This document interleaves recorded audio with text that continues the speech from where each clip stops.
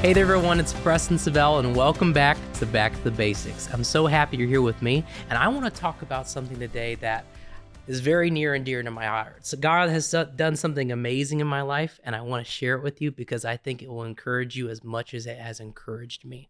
So I want to talk about the God of surprises. This is my grandfather used to share a message called the God of surprises a lot of times. And the verse he would always use is Job 5:9. And it says this in Job 5:9.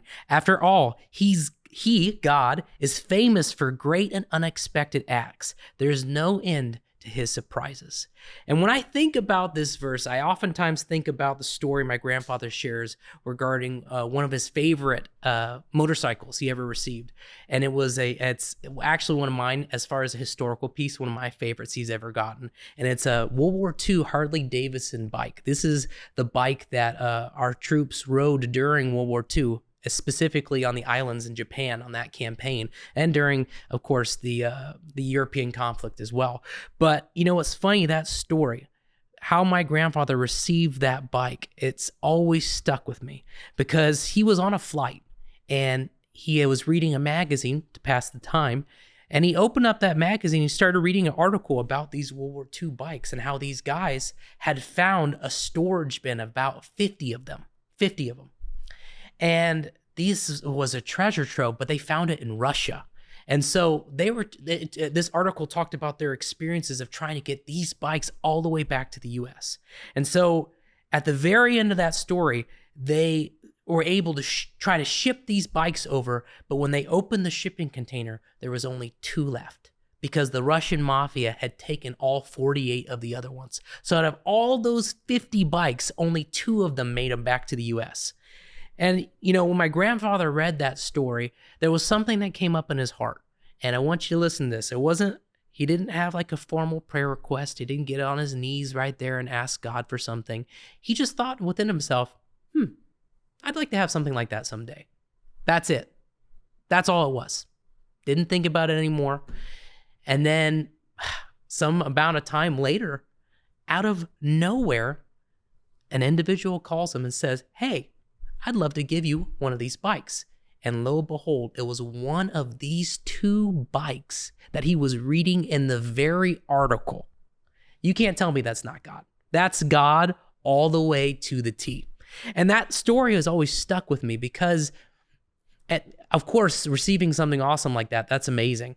But especially the sensitivity to the desires of his heart God had for him. God was so sensitive to the desires of his heart. And I've thought about that story often about, man, for God to be that sensitive to your desires or something like that, that's just amazing to me.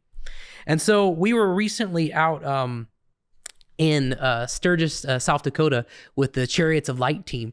And we had such a great time. I mean, Bill and Ginger Horn, our directors, are amazing people. And the Chariots of Light team are amazing people. And during that trip, over 8,000 salvations people prayed for and coming to Jesus. That's a number that's amazing, just balks you because of how many. That's 8,000 people who didn't know Jesus are now knowing Jesus and going to heaven. Come on, y'all. That's awesome.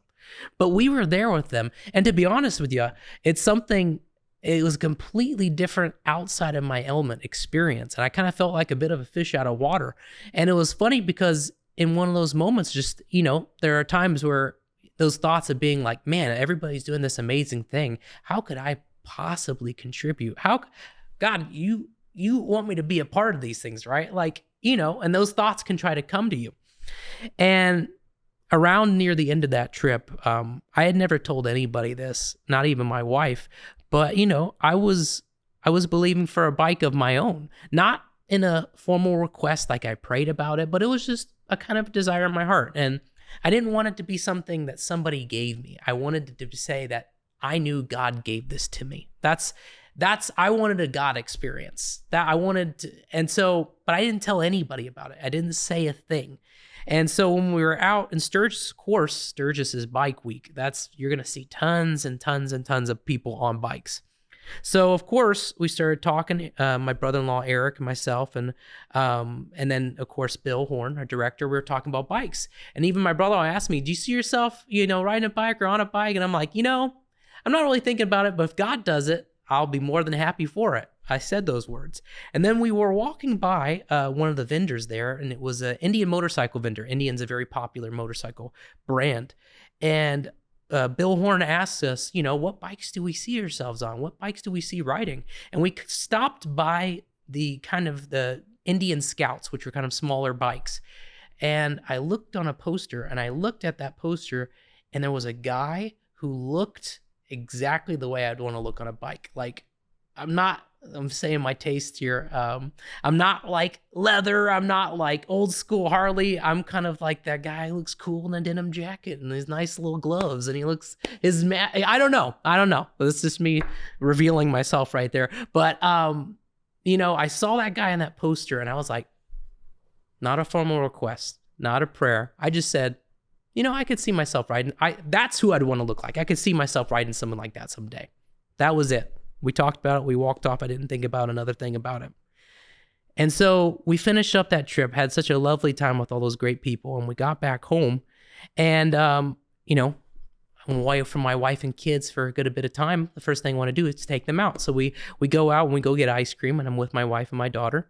And I get a call on my phone. It's from a number I don't know. I don't have saved in my phone. And so my wife has big eyes. So when she's surprised, she's surprised. My eyes barely open. This is surprise. But hers are like, wow, when she's surprised. And so I say, I don't know who this call is. I'm just going to let it go to voicemail. And she goes, no. I'm trying to do her eyes. No, answer this call. And so I say, oh, okay, I'll answer the call. She knew something I didn't know. So I answered this call and I said, hello, who is this? And the other voice at the end of the phone, and if you've listened to this man preach as often, or I just heard him as often as I have, it's immediately recognizable. But I heard the voice at the other end say, well, hello, this is Brother Kenneth Copeland. And I'm like, my ice cream falls out of my mouth and I'm like, hello, sir. I probably went up an octave or two. How can I help you today? What are you up to? And he goes, well, Preston, the Lord woke me up in the middle of the night and I could hear him grabbing a notebook. And he said, and he woke me up at 3 a.m. and he wanted me to tell you that I should give you my bike. And so I'm sitting there like, whoa, God, this is amazing. And he goes, and I want to send you pictures of it real quick. He sends me pictures, and if I was a cartoon character, my jaw would have hit the floor because it was the very bike I had said back there in Sturgis, I could see myself riding something like that. I would like something like that. It could have been any bike in the world, y'all, but it was the 2025 Indian Scout, the very bike I was looking at. That marks me, y'all. Come on. That does something for me because not just the fact that I received a bike, I'm tearing up right now because it means something to me, because that was God's way of showing how much he loved me in that moment, to show me it could have been that specific moment, that specific response. He told me, hey, I love you, I heard you, and I'm thinking about you. And I want to tell you today that God is no respecter of persons, and he loves you the same exact way. Let's read this, Ephesians 3:17-21. This is the Amplified. And what I love about the Amplified is they get into such detail with the verses. It makes the verse like 3 times longer, but I also love for the detail, all the nitty gritty of the verses themselves. So it says this, Ephesians 3:17-20. And may you, having been deeply rooted and securely grounded in love, pay attention, y'all, be fully capable of comprehending with all the saints, God's people, the width and the length and the height and the depth of his love, fully experiencing that amazing, endless love, and that you may come to know practically through personal experience the love of Christ, which far surpasses mere knowledge without experience, that you may be filled up throughout your being to all the fullness of God, so that you may have the richest experience of God's presence in your lives, completely filled and flooded with God himself. Now to him who is able to carry out his purpose and do super abundantly more than all we can dare, ask, or think, infinitely beyond our greatest prayers, hopes, or dreams, according to his power that is at work within us. I know that was a mouthful, but there was such powerful stuff in there. Listen to this. fully experiencing that amazing, endless love, and that you may come to know practically through personal experience. I had a personal experience, the power of love, the depth of God's love for me in that moment. And then he's expecting us to know through the love of Christ, which far surpasses mere knowledge without experience. Now to him who was able to carry out his purpose to do so super abundantly, more than we can dare ask or think, infinitely beyond our greatest prayers, hopes, or dreams. This experience, y'all, it's marked me because it's a testament to the depth of God's love for us. And think about this. If he cared about what I thought, what I desired in my heart, not even prayed, not even mentioned to another soul, if he cared about that and he made it happen in such a God miraculous way, how much more does he care about you and your life and what you care about and your dreams and your desires and your family and the things that you hold most dear? Don't you think God would care about that?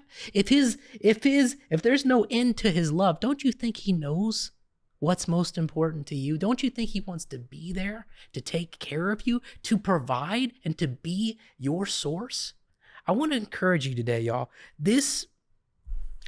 God sees every single thing you want, but he also sees every single thing you need. And he knows the end of all roads, and he knows what you will need along the journey. Your whole entire life, we only see one aspect of it, but he sees the whole picture. And there are times where we might feel like we're on our own and that nobody's there for us, and that how can we possibly get out of this, or what are we going to do next? It's not a surprise to God. And no matter how big or unconquerable or massive or intimidating these things you experience are, his love is so much bigger than that. That's why Jesus died on the cross for you, to show in that moment, he put sin, death, shame, all the attempts of the enemy to rest once and for all. And he wants you to live in the freedom that is his love. God's not judging you. You have right standing with God. Because of Jesus, when God looks at you, he sees his son, Jesus. He sees his blood that he shed. The power of the fact that there were 3 days where God had to ignore the fact of his son's existence or where he was being suffering, because in that moment, you became his child. There's no separation between you and God. When he sees you, he sees his son, he sees his daughter, and he loves you very much. So I've said it oftentimes, but know that God loves you beyond a shadow of doubt, and he wants to take care of you. And if he can do something like this for me, imagine what he can do for you, right? God is a God of surprises, and they're good surprises. If we have a good father, as like it says in the Bible, he's not going to give you a snake. He's not going to throw you a stone when you're asking for bread. No, he's going to take care of you. He's going to provide you, and he's going to lavish these things on your life because he loves you like a good father would. Man, I get fired up talking about this stuff, but I hope you've enjoyed it today. It's always such a joy to be able to share with you in this capacity, and I hope you understand that God loves you very much. God bless, and I'll see you next time on Back to the Basics.